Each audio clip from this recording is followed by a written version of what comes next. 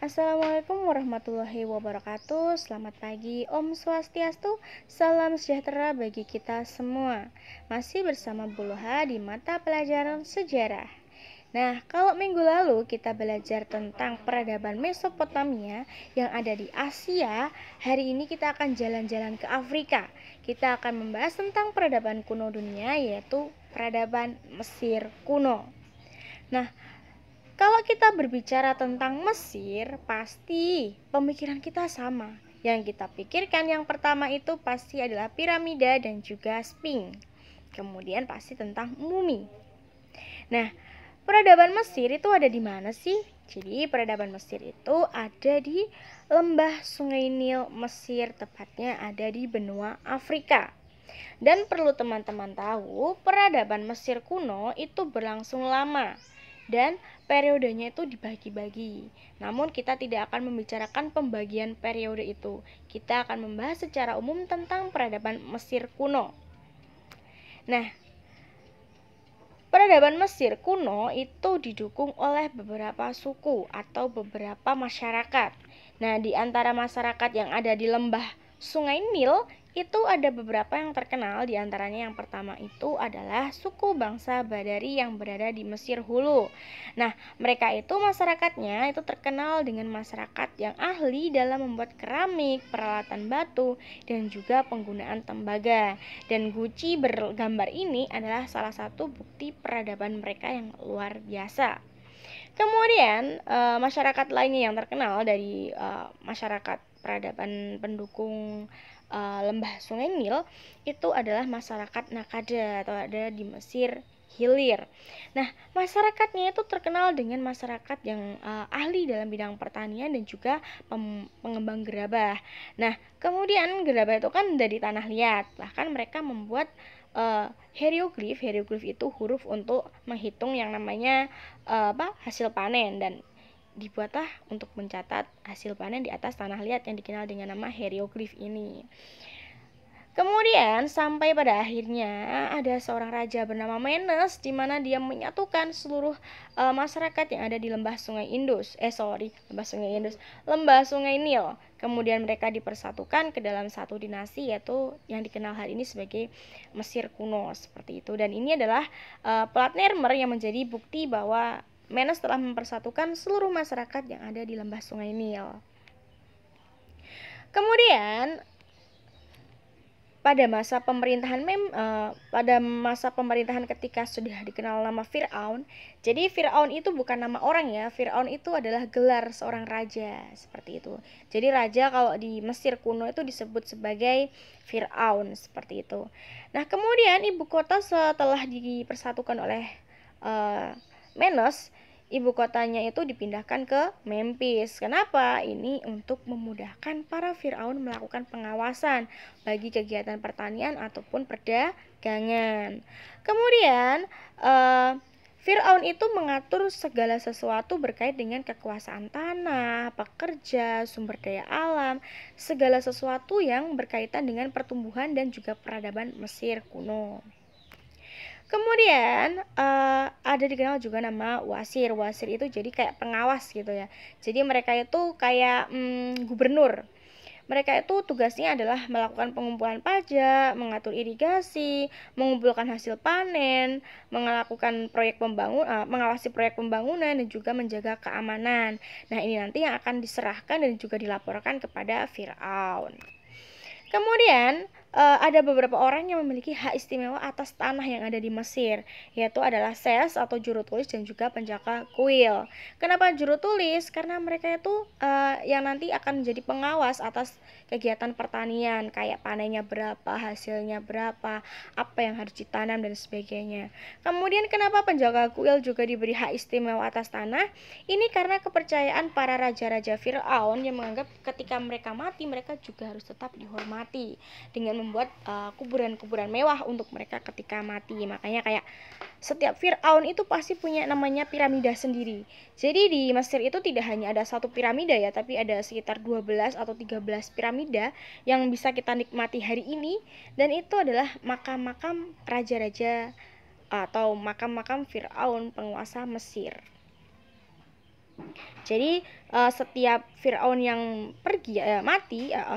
meninggal, itu selalu membangun piramida sebagai makamnya, seperti itu. Kemudian selanjutnya setelah terjadi peperangan dan sebagainya, maka ibu kota dipindahkan lagi ke Itawi. Nah, di sini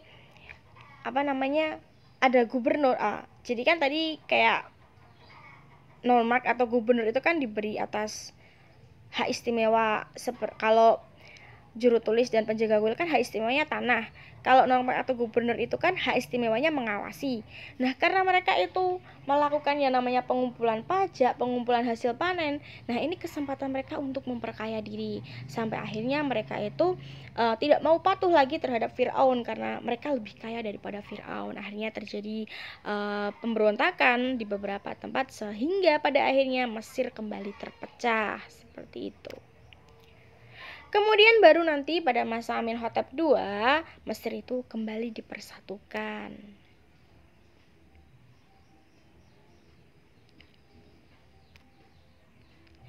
Kemudian datang di masa Amenhotep II, pertambangan emas di Mesir. Kalau Afrika itu kan memang kaya dengan emas ya. Jadi kemudian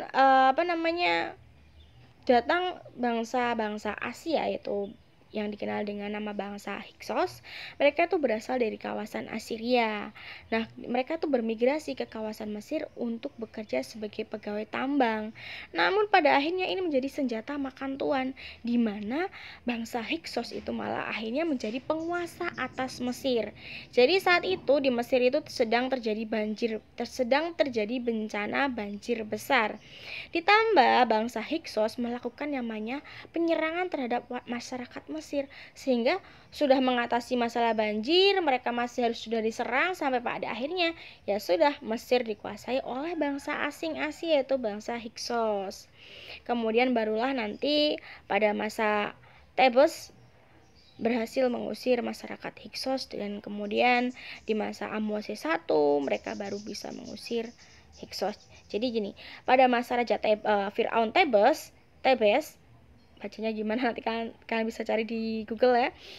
Raja Thebes atau Firaun Thebes itu menghimpun kekuatan untuk menyerang bangsa Hyksos, namun ya gitu, tidak berhasil. Barulah nanti pada masa Ahmose I, bangsa Hyksos itu baru bisa dikalahkan dan diusir dari Mesir.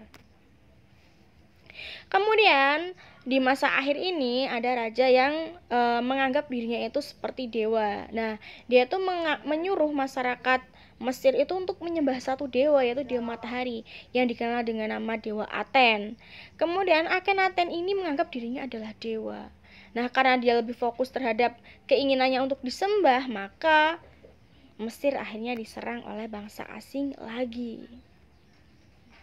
Kemudian Raja Ramses II ini adalah raja paling terkenal di peradaban Mesir ya, karena dia itu di masa pemerintahannya itu militer Mesir itu sangat kuat, bahkan melakukan beberapa perluasan ke wilayah Asia. Namun sampai pada akhirnya Mesir itu harus menghadapi bangsa Libya, di mana bangsa Libya itu sulit dikalahkan.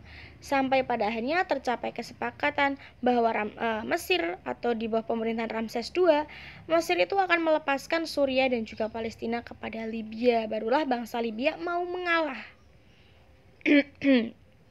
Ditambah lagi saat itu Mesir menghadapi masalah internal seperti korupsi yang dilakukan oleh para gubernurnya, kemudian penjarahan makam.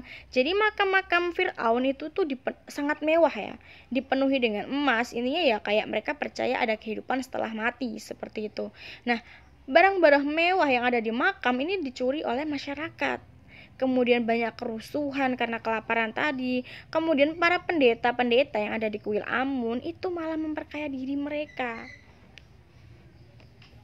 Luar biasa, sampai akhirnya ya sudah di masa Ramses II pun juga Mesir mengalami yang namanya kemunduran. Sampai pada akhirnya datanglah kekuasaan bangsa Romawi di atas pimpinan Alexander Agung. Nah, disinilah akhirnya Mesir dikuasai, tapi dikuasainya tidak langsung dicaplok dalam artian sistemnya harus seperti peradaban Romawi ya. Nanti akan kita bahas di minggu selanjutnya. Jadi peradaban Romawi kuno itu tidak menyuruh masyarakat Mesir untuk melakukan sistem pemerintahannya. Jadi Alexander Agung hanya menjadikan Mesir ini negara bawahannya. Mesir itu hanya diberi kayak raja perwakilan gitu. Jadi bangsa Romawi itu mengirimkan rajanya dari Romawi untuk jadi raja di Mesir. Namun sistem pemerintahannya tetap mempertahankan gaya Mesir kuno. Jadi tetap ada Firaun seperti itu. Kemudian di masa Alexander Agung, disinilah berkembang namanya ilmu pengetahuan dalam bidang buku. Sebenarnya sebelumnya sudah, tapi di masa Alexander Agung, karena peradaban Romawi itu lebih maju lagi, maka mereka membangun sebuah perpustakaan di kawasan Iskandaria. Jadi kalau bangsa Eropa itu menyebutnya perpustakaan Alexandria ya, tapi sebenarnya ini namanya adalah Iskandaria, dan juga dibangun menara atau mercusuar Iskandaria untuk memudahkan kapal-kapal ketika berlayar. Kemudian ketika bangsa Romawi akhirnya ditaklukkan oleh Alexander Agung itu jadi dari Yunani ya, maaf dulu salah, dari Yunani. Kemudian ketika bangsa Yunani berhasil mengalahkan bangsa Romawi, secara otomatis wilayah kekuasaan Yunani itu akhirnya direbut oleh bangsa Romawi termasuk Mesir. Nah, di bawah pimpinan Augustus akhirnya Mesir itu ditaklukkan di bawah kekuasaan Yunani. Bahkan Kristen di situ juga mulai berkembang. Nah, kenapa kok Yunani itu memerlukan Mesir? Karena Mesir itu kaya akan gandum. Jadi karena membutuhkan gandum, akhirnya Mesir dikuasai oleh Yunani di bawah pimpinan Augustus. Nah, di sini Yunani menerapkan sistem pemerintahan yang dimiliki oleh peradaban Yunani kuno. Dan kemudian Mesir bahkan kehilangan hampir kebudayaannya, yaitu kebudayaan membaca huruf hieroglif. Mereka bisa berbahasa Mesir, berbahasa Arab. Namun mereka mengalami masalah, yaitu mereka mulai tidak bisa membaca namanya hieroglif seperti itu. Dan di sini mumifikasi itu masih dipertahankan oleh bangsa Yunani karena dianggap ini adalah suatu ilmu pengetahuan yang luar biasa. Kemudian status sosial, jadi tingkatan paling atas jelas ada Firaun, kemudian diikuti oleh para bangsawan, kemudian diikuti oleh juru tulis, dan baru petani atau masyarakat biasa. Tapi kita harus belajar dari masyarakat Mesir ya. Jadi masyarakat Mesir itu tidak pernah membedakan yang namanya status laki-laki dan perempuan. Laki-laki dan perempuan itu statusnya sama di hadapan hukum dan juga di strata sosial.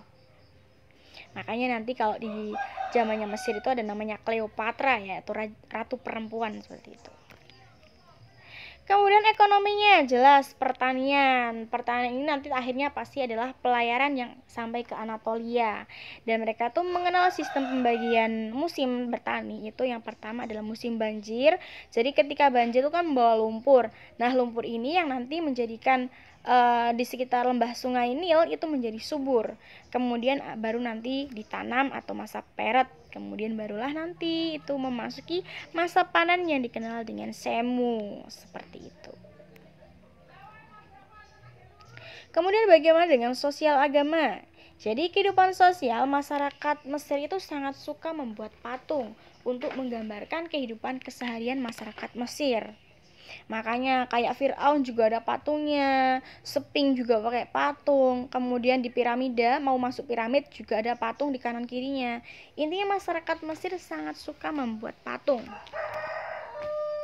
Kemudian mumifikasi berkembang, jadi mereka bisa mengawetkan makam mayat-mayat dari para Firaun. Bahkan kita bisa menjumpainya di Museum Nasional Mesir hari ini ya. Ada sekitar 12 atau berapa, lupa pula, kemarin di YouTube ada.